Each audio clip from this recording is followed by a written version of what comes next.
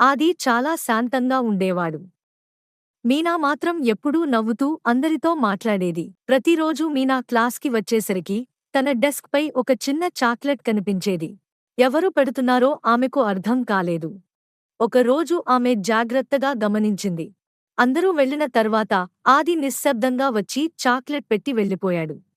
మరుసటి రోజు మీనా అడిగింది, నువ్వేనా ఇవి పెడుతున్నది?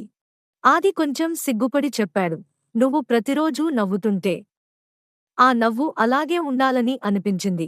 కొన్ని సంవత్సరాల తర్వాత స్కూల్ ఫేర్వెల్ రోజు వచ్చింది. అందరూ తమ తమ మార్గాల్లో వెళ్లాల్సిన సమయం. మీనా ఆది దగ్గరకు వచ్చి ఒక చిన్న గిఫ్ట్ ఇచ్చింది.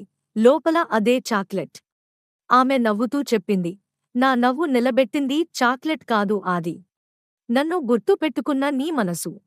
ఆది అప్పుడు గ్రహించాడు, నిజమైన ప్రేమ పెద్ద మాటల్లో కాదు, చిన్న చిన్న జాగ్రత్తల్లో కనిపిస్తుంది.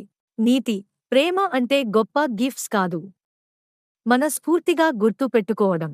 ఈ చిన్ని కథ నచ్చిందా? నచ్చితే నా ఛానల్ని లైక్ చేసి సబ్స్క్రైబ్ చేయండి ప్లీజ్.